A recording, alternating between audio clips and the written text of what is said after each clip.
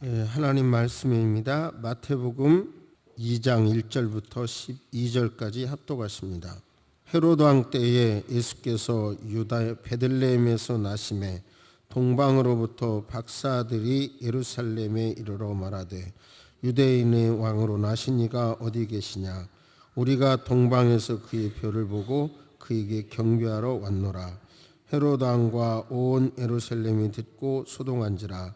왕이 모든 대제사장과 백성의 서기관들을 모아 그리스도가 어디서 나겠느냐 물으니 이르되 유대의 베들레헴이 오니 이는 선지자로 이렇게 기록된 바 또 유대 땅 베들레헴아 너는 유대 고을 중에 가장 작지 아니하도다. 내게서 한 다스리는 자가 나와서 내 백성 이스라엘의 목자가 되리라 하였음이니이다. 이에 헤롯이 가만히 박사들을 불러 별이 나타난 때를 자세히 묻고 예루살렘으로 보내며 이르되 가서 아기에 대하여 자세히 알아보고 찾거든 내게 고하여 나도 가서 그에게 경배하게 하라.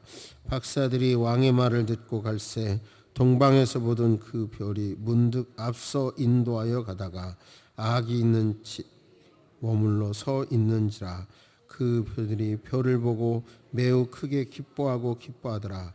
집에 들어가 아기와 그의 어머니 마리아가 함께 있는 것을 보고 엎드려 아기께 경배하고 보배압을 열어 황금과 유향과 몰약을 예물로 드리니라. 그들은 꿈에 헤로데게로 돌아가지 말라 지시함을 받아 다른 길로 고국에 돌아가니라. 아멘. 하나님께서는 메시아를 약속하셨습니다. 그래서 유대인들은 메시아를 기다렸어요. 그런데도 막상 메시아 예수님이 오셨을 때에는 알면서도 이따 말씀드리겠습니다마는 어느 지역에서 태어날 것까지 알면서도 영접하지 않았고 오히려 이제 예수님을 십자가에 달려 죽이려고까지 했고 실제 죽이지 않았습니까? 그런데 문제는 역사를 우리가 배우는 이유는 또다시 실수를 범하지 않기 위해서 그러잖아요. 초림의 예수님을 기다렸던 사람들이 이렇다면 재림의 예수를 기다리는 우리도 그런 실수할 가능성이 많아요. 그러니까 오늘 말씀을 통해서 우리는 어떻게 메시아를 기다려야 되는지, 어떤 자세로 신앙생활을 할 것인지를 말씀을 통해서 들으시기를 바랍니다. 동방박사에 대해서도 이렇게 메시아를 알면서도 영접하지 않고 이래 십자가에 못 박았다는 얘기 했는데 우리가 동방박사에 대해서도 너무 잘못 모르고 있어요. 잘 모르고 있어요. 예를 들어서 여러분 동방박사가 말구유에 누인 아기 예수님께 경배하러 가서 황금과 유향과 몰약을 드렸습니까?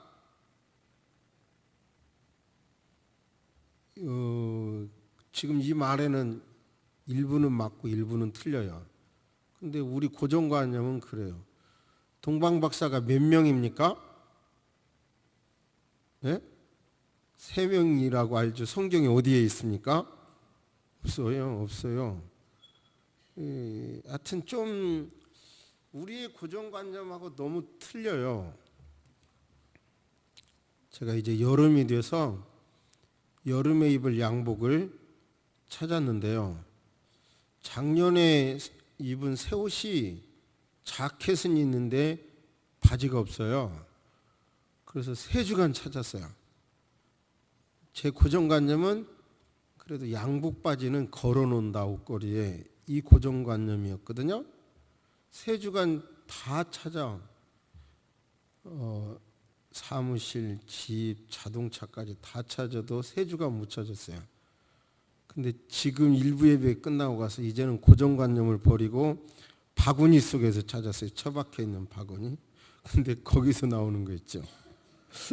그러니까 고정관념을 다 내려놓고 동방박사 한 예로 우리가 이렇게 지금 잘못 알고 있구나, 이걸 깨닫고 우리가 어떻게 신앙생활을 할 것인가를 한번 정리하는 계기가 되기를 바랍니다.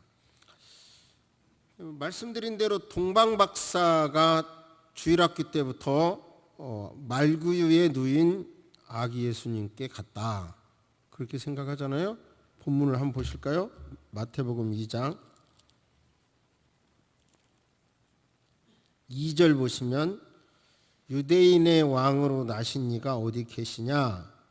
우리가 동방에서 그의 별을 보고 그에게 경배하러 왔노라. 별을 보고 경배하러 온 거예요. 그래서 3절에 소동해. 그 다음에 11절 보면 이제 동방박사가 아기 예수께 갔어요. 집에 들어가. 분명히 구유가 아니죠. 집에 들어가 아기와 그의 어머니 마리아가 함께 있는 것을 보고 엎드려 아기께 경배하고 보배압을 열어 황금 유향 몰약을 예물로 드리게 됩니다. 그러니까 여기서 우리가 하는 것은 분명한 것은 아니죠. 구유에 누워 있는 건 아니죠. 찾아보실까요? 누가복음 2장 보십니다. 목자들입니다. 목자들이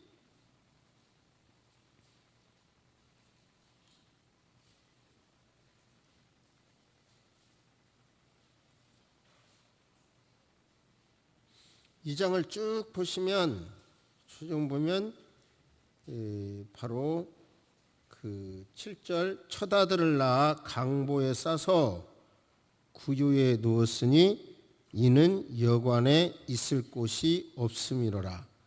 목자들이 찾아왔죠. 목자들이 12절 보면 너희가 가서 강보에 쌓여 구유에 뉘어 있는 아기를 보리니 이것이 너희에게 표적이니라. 그러니까 강보에 쌓여 있는 아기 예수님을 만난 것은 바로 목자입니다. 16절, 빨리 가서 마리아와 요셉과 구유에 누인 아기를 찾아가서 보고 천사가 자기들에게 이 아기에 대하여 말한 것을 전하니. 이제 저를 보십니다. 고정관념, 잘못된 고정관념이 있으면 혼란이 오니까 일부러 자세히 읽었고요. 구유에 누워 있는 아기께 경배한 사람은 누구예요? 목자. 그 다음에 동방박사는 집에 있을 때 찾아갔고, 그 기간은 어느 정도로 놓고 보냐면 별을 보고 동방에서 왔고, 그 다음에 헤롯이 2장 7절, 마태복음 2장 7절 보시면요, 다시 헤롯이 가만히 박사들을 불러 별이 나타난 때를 자세히 묻고 베들레헴으로 보내며 이르되 가로되 아기에 대하여 자세히 알아보고, 그러죠. 그러면서 그 때를 계산해 보고 2살 이하의 어린아이를 죽이게 됩니다. 그래서 저를 보세요. 이제 이런 거죠. 동방박사가 예수님을 찾아왔을 때는 요셉과 마리아가 사는 집에 왔고, 태어난 지 약 2년 정도 됐을 때다. 이렇게 성경을 놓고 보면 말씀할 수 있어요. 이제 정리가 됩니까? 동방박사가 구유에 누인 아기에게 간 건 아니라 이런 말이에요. 그 다음에 또 고정관념. 동방박사가 3명이고 이름까지 다 이제 말해요. 동방박사 이름을. 그런데 분명한 것은 성경에 동방박사 이름이 나와 있지 않아요. 그냥 내려오는 설인 것입니다. 그런데 동방박사가 몇 명이냐? 황금과 유향과 몰약을 3가지를 드렸으므로 3명이다 라고 하지만 초대교회 때부터 조사를 해보면 성화에 동방박사는 2명으로도 나오고요, 6명으로도 나오고 그래요. 그런데 이제 헬라 교부 오리게네스가 3명이라고 이름은 카스퍼, 멜키오르, 발타자 3명이라고 거론한 이유 그냥 예물도 3개고 또 믿을 만한 사람이 3명이라 해서 그냥 3명이라겠지 몰라요. 몰라. 그러니까 숫자도 명확하게 나와 있지 않아요. 성경은 그냥 우리가 3명이라고 말하는 거는 편의상 그런 거지 명확히 성경은 없는 이야기다. 그러니까 하나를 알아도 똑바로 알자 이런 말이에요. 그 다음에 동방이 어디냐? 여기서 아나톨레라는 단어를 보면 이 고대의 터키 지역을 일컫는 말로도 쓰였지만 해 뜨는 곳, 동방, 동쪽이라는 의미로 쓰였는데요. 그런데 이제 이것을 보면 또는 우리가 그 텔레비전, TV 이런 단어는 이제 우리 언어로 사용하잖아요.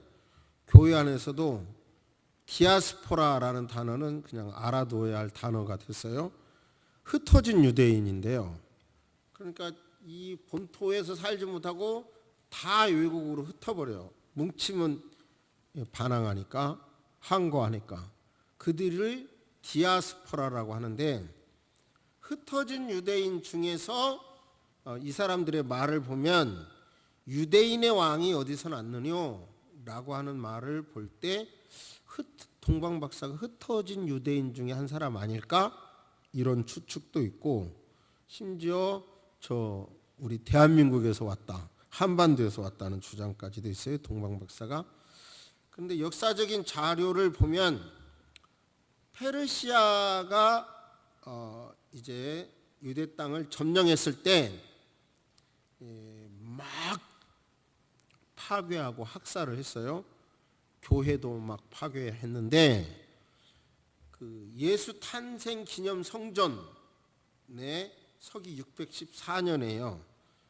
페르시아 장군 사흐르 바라제라는 장군이 예루살렘에서 8km 떨어진 베들레헴 예수 탄생 기념 성당에 도착했을 때 병사들이 성당의 문을 부수고 들어가서 각종 성상과 성물들을 막 끌어내기 시작해요. 그런데 갑자기 대장이 멈춰라 명령합니다. 그 이유는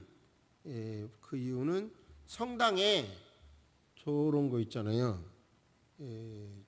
저런 그것으로 유리로 저렇게 조각한 모자이크 저것을 보게 되는 거예요. 근데 그 동방박사의 유리로 저렇게 형상화된 것에 동방박사가 입은 옷이 페르시아 옷이었대요.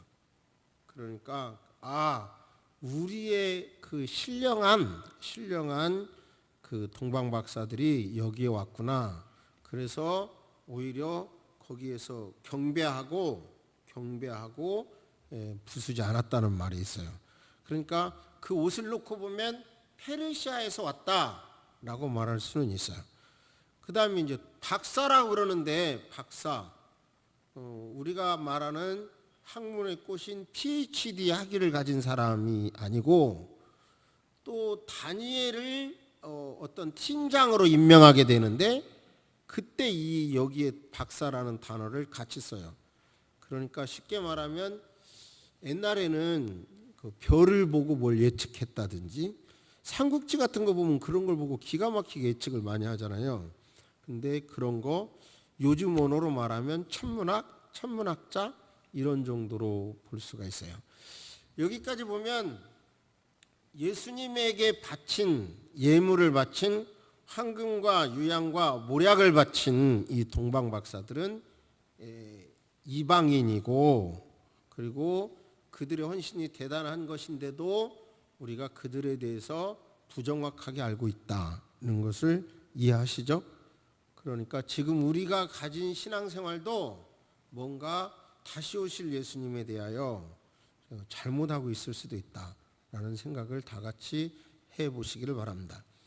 황금과 유향과 모략을 보면 이 동방박사들의 믿음, 성경적인 믿음을 확실히 알 수 있는데요.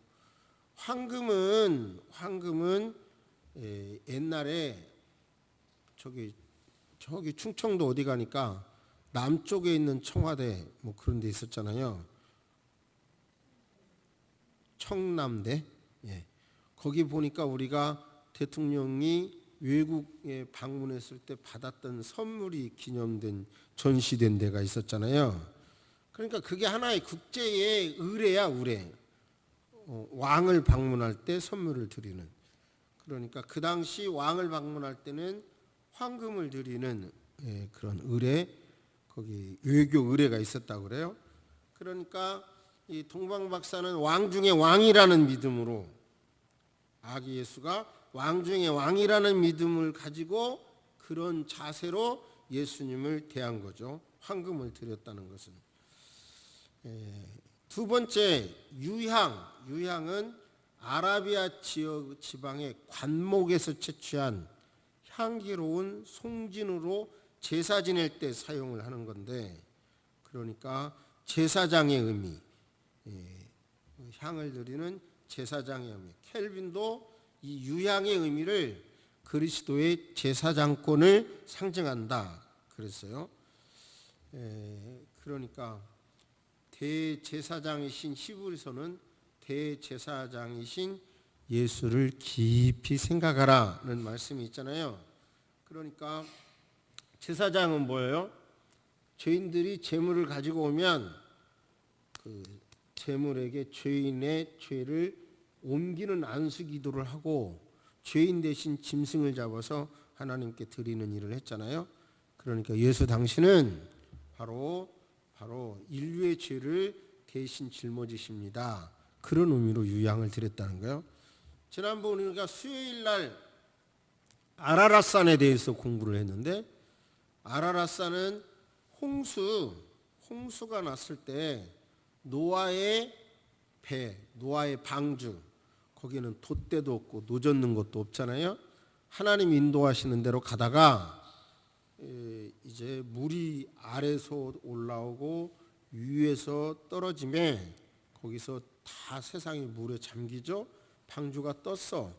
그러다가 어디에 도착해요? 물이 빠질 때 아라랏산에 정착을 해요. 아라랏산에 닿아요. 아라랏산의 의미는 저주를 받아들인다는 뜻. 단어의 의미가 저주를 받아들인다는 뜻이더라고요. 그러니까 바로 이제는 모든 저주를 아라랏산에 내려놓고 내려오는 거죠. 노아의 가족이.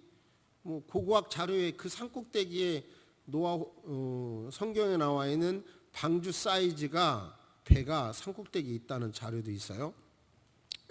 그런데 우리는 예수 그리스도 앞에, 예수 그리스도를 만나면 제사장이신 예수님 앞에 우리의 죄를 내려놓고 내려오는 거예요. 자유하는 거죠. 유향의 의미. 그 다음에 몰약의 의미는 바로 켈빈도 장사를 상징한다. 그리스도의 장사. 선지자로서 외치다가 고난을 당하잖아요. 고난당하는 예수. 몰약은 시체를 보존하기 위하여 쓰는 거잖아요. 방부제로 쓰는 건데, 그래서 이런 것이고, 또 제가 자료를 찾다가 보니까 황금과 유향, 몰약, 이것이 건강에 좋은 거래네요. 요즘은 남자 사우나에 가보면 뭐 항상 그런 건 아니지만 좀 깡패스러운 남자들 있잖아요. 얼굴에 아니 몸에 막 이렇게 그림도 그리고 뭐 이런 분들, 좀 깡패스러운 분들이 목에다가 금덩어리를 굵게 해가지고 이렇게 목걸이를 하대요. 그래서 저 깡패 상징인가 나는 그러는데 아직까지 순진하게 생긴 분이 금으로 목걸이 한 거 못 봤는데, 근데 이번 설교 준비하면서 찾다 보니까 그 황금이 저 혈액순환에 좋다네요. 그래요? 모르겠어요. 어쨌든 황금, 유향, 몰약이 다 건강에 좋은 거라고 합니다. 좋은 약재라고 그러는데요. 자, 지금 저는 항상 관심이 초림의 예수님을 이렇게 우리가 유대인들 한번 성경 다시 볼까요? 2장 4절.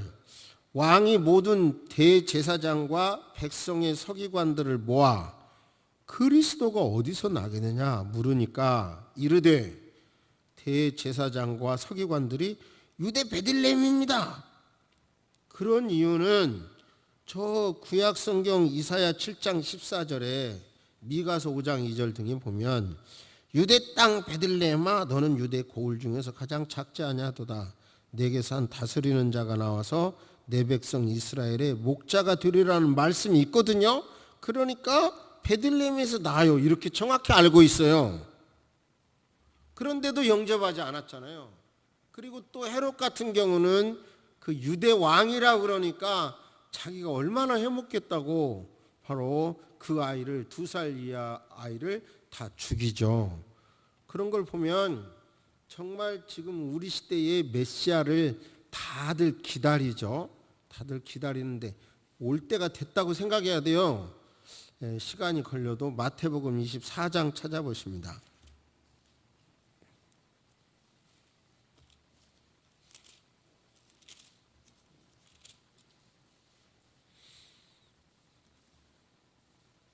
오 절 보면 많은 사람이 내 이름으로 와서 이르되 내가 그리스도다 미혹한다. 6절 난리와 난리 소문을 듣겠으나 말세 현상입니다. 너희는 삼가 두려워하지 말라. 이런 일이 있어야 하되 아직 끝은 아니니라. 민족이 민족을 나라가 나라를 대적하여 일어나겠고 곳곳에서 기근과 지진이 있으리니 이 모든 것은 재난의 시작이니라. 저를 보세요. 굿네이버스 그 모금 광고 보시잖아요. 보면 그 몇 시간씩 걸어서 물을 떠오는데 그 물도 오염돼 가지고 건강을 위해서 먹지만 건강을 해친다. 그런 광고 보잖아요. 지금 우리가 이렇게 먹을 것이 많다고 그래 가지고 그런 걱정 안 하지만 전 세계적으로 보면 이 현상이 지금 기근과 지진 현상이 역력한 거예요. 전쟁의 소문 같은 것도 우리가 한복판에 있는 거예요. 지금 전쟁의 한복판에 지금 뭐 요즘은 하도 여러 가지 많은 뉴스가 있으니까 어떤 자료를 보면 트럼프가 뭐 아주 공격할 결심을 했다 이런 자료까지도 있더라고요. 요즘요. 지난번 회담 결렬한 이후에 전쟁이 없기를 바라고요. 근데 아무튼 지금은 우리는 그 속에 살고 있어요. 그렇기 때문에 우리는 정말 다시 오실 예수님을 어느 때보다도 준비해야 되고요. 하면 내 집값이 얼마인데 아무리 그래도 집 팔아서 살고 그러면 돼. 그러지만 천만에요. 무너지기 시작하면 공동 전체가 순식간에 무너진다는 걸 명심하셔야 돼요. 그러니까 제가 자꾸 기도하잖아요. 그런 기도가 별로 부담되는 분도 있겠지만 저는 항상 기도해요. 우리 성도님들 잘못 투자하지 않게 해주세요. 사기당하지 않게 해주세요. 하도 어려운 때니까 그냥 너무 아름다운 말로 유혹하거든요. 그러면 쏙 넘어가거든요. 그러니까 그런 기도하는데요. 이 경제 문제도 정말 잘 생각하셔서 항상 대처를 해야 될 기근의 때인 거예요. 지금요. 아니 소득 3만 불이라 해도 영 체감도 안 되잖아요. 그런데 이런 때에 어떻게 신앙생활을 해야 되나, 어떻게 해야 정말 하나님의 인도를 받을 수 있나, 그런 것을 꼭 생각하면서 결국은 동방박사 이야기로 어떻게 신앙생활 할 것인가에 대해서 동방박사 이야기로 말씀을 드리겠습니다. 이 동방박사가 어쨌든 이게 내려오는 이야기니까요. 네 번째 동방박사라는 게 있어요. 네 번째 동방박사. 그 네 번째 동방박사 이름은 아타반이라고 하는데요. 이 사람도 구약 성경을 연구하다가 메시아가 올 것을 깨닫고 만나러 가기 위하여 준비를 해요.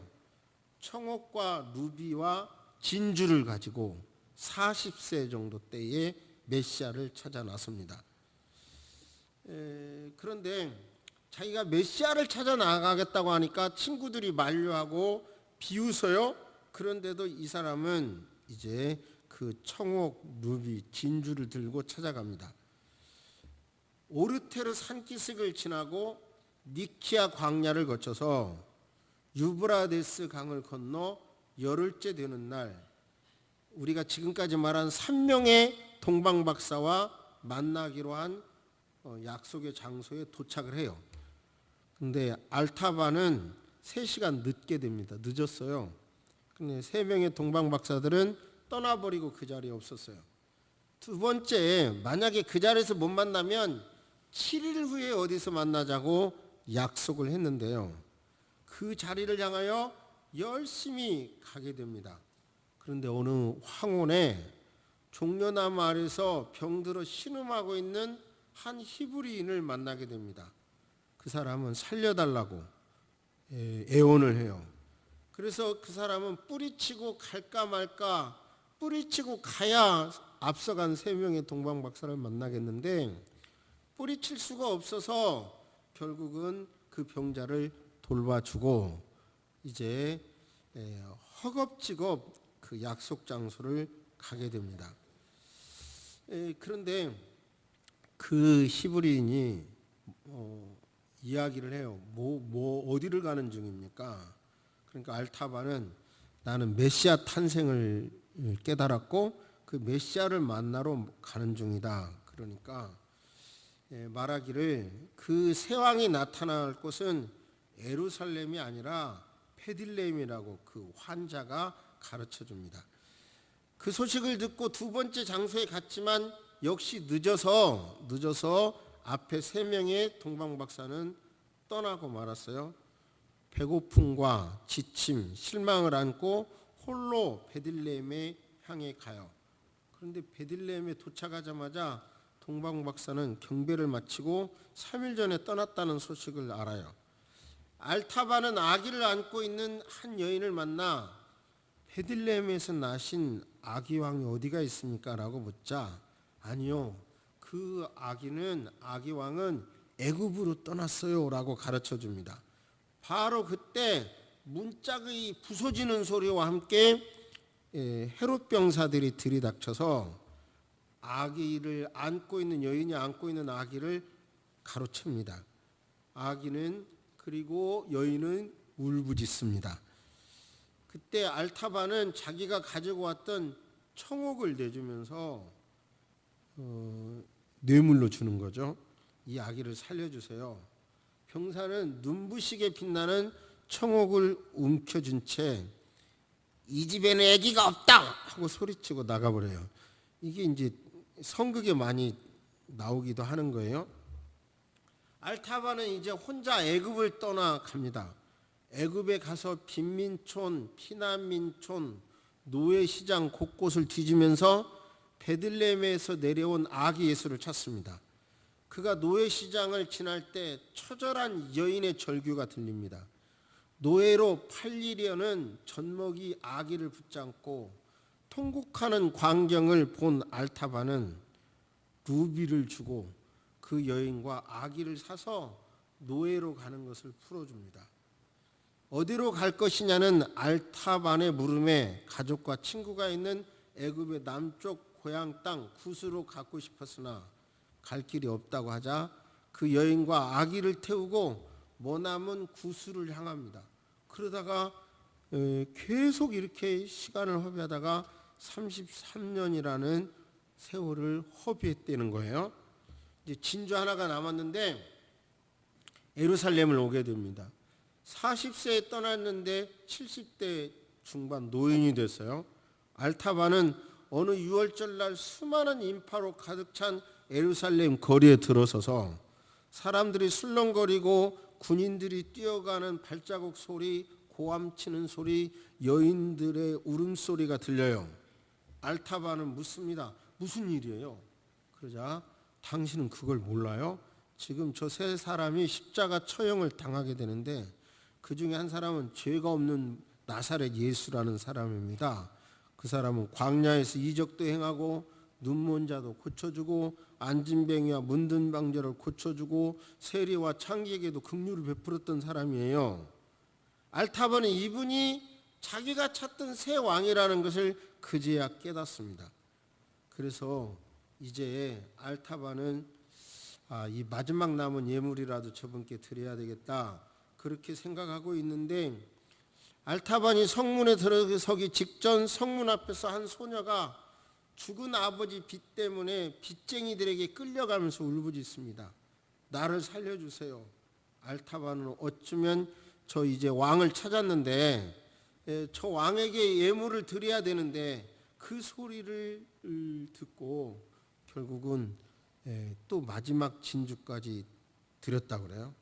결국은 마음속에 이제 나는 메시아를 만나도 드릴 예물이 없구나 라고 절망할 때 주의 음성이 들리는데, 너는 내가 줄일 때에 먹을 것을 주었고 내가 목마를 때에 마실 것을 주었다. 내가 나그네 되었을 때 영접했고 벌거벗었을 때에 입을 것을 주었고 내가 병들었을 때 옥에 갇혔을 때 돌보아 주었다. 지극히 작은 자에게 한 것이 곧 나에게 한 것이다 하는 소리와 함께 성령님이 주시는 굉장한 평화를 얻었다는 제 네 번째 동방박사 얘기를 소개했습니다. 결국은 우리가 신앙생활을 하는 것은 종교 행위가 다가 아니고 이 네 번째 이 사람들처럼, 이 동방박사처럼 바로 우리의 삶 속에서 이렇게 예수 정신으로 교회나 삶의 주변에서 실천하는 것이 정말 동방박사 예물을 드리는 것이라는 것을 명심하시기를 주의 이름으로 축복합니다. 할렐루야. 제가 주부 일면에도 썼는데 지금 대한민국은 너무 양극 현상을 우리는 겪고 있습니다. 한 제1야당의 대표의 연설을 듣고 여당은 극심한 소란이나 방해하는 모습을 봤고, 그 뒤로도 계속 윤리위원회 제소한다든지 이런 문제를 봤고, 또 야당도 또 맞대응을 하고 있고, 또 이것은 굉장한 명연설이다 막 이렇게 극찬하는 사람도 있고, 하여튼 지금 우리나라는 너무 심각한, 정치 얘기 안 하려고 하니까요, 여러분은 더 잘 아시겠지만 너무 많은 문제에 있어서 너무 심각한 여러 현상들이 지금 나오고 있어요. 김동길 교수 같은 경우는 적폐청산이라고 하지만 적폐청산이라고 주장하는 사람한테 한문으로 쓰라고 해도 쓰지도 못할 것이다 그러더라고요. 쓰지도 못하면서 쓴다고. 그런데 아무튼 이 나라가 이렇게 발전한 것은 한문 덮어놓고 한글 세대의 공로인데 그러면서 아무튼 비난하는 글도 봤습니다만은, 아무튼 우리나라는 정말 지금 심각한 경제 문제나 여러 가지 문제를 안고 있어요. 이런 때 우리는 참 동방박사 예수 그리스도를 모시는 황금과 유황과 모략을 가지고 나아가는 자세가 어떤 것인가, 교회 와서 예배 드리는 것만이 아니고 어떤 것인가 곰곰이 생각하면서 그것을 삶에서 실천하시기를 주의 이름으로 축복합니다. 할렐루야. 아멘. 묵상하십니다. 구약의 긴 말씀을 연구하고 그들은 예수님께서 메시아가 태어날 것을 유대인들은 알면서도 막상 영접하지 않았고, 막상 오셨음에도 자기들의 고정관념과 메시아에 대한 고정관념과 예수의 모습이 차이가 있으므로 십자가에 매달려 죽이기까지 했습니다. 우리는 역사를 공부합니다. 그 이유는 하나님 아버지 역사에 했던 실수를 다시 범하지 않기 위해서입니다. 초림의 예수 때의 모습을 우리가 안들 뭐하겠습니까? 그 사람들을 평가한들 뭐하겠습니까? 우리 자신 다시 오실 예수님에 대하여 준비하는 교훈을 삼게 하여 주옵소서. 지금 우리 여러 현상을 볼 때 정말 말세 현상인 것을 느낍니다. 아버지 캄캄한 하늘을 볼 때 하나님 아버지 정말 말세 현상을 느끼고, 되어지는 여러 가지 현상을 볼 때 종말의 현상을 저는 심장이 뛰도록 느끼고 있습니다. 주여 기도합니다. 이런 때 다시 오실 예수님을 준비하되 어떻게 준비할 것인가 오늘 제4회 동방박사 이야기로 아버지 드렸습니다. 각자 이 말씀이 어떻게 해석될지는 모르겠지만 성령님 역사하여 주셔서 가장 좋은 쪽으로 성경적으로 해석해낼 수 있도록 인도하여 주옵소서. 죄와 사망에서 해방되었으므로 성령의 법에 의해서 우리는 자유한 자가 됐으므로 아버지 죄에 매이지 말게 도와주시고 자유한 자로서 당당하게 살아가는 은혜를 허락하여 주옵소서. 이 한반도를 주께서 강력하게 붙잡아 주셔서 아버지 6.25 때 지켜주신 하나님, 임진왜란 때 지켜주신 하나님, 그 수많은 어려움에서 지켜주신 하나님께서 이 민족이 전쟁이 없도록 지켜주시고 하나님 아버지 통일이 되되 평화가 보장되는 통일이 되도록 하나님 지켜주시고 모든 사람들이 하나님 일할 수 있는 일터가 있는 나라가 되도록 하나님 지켜주시옵소서.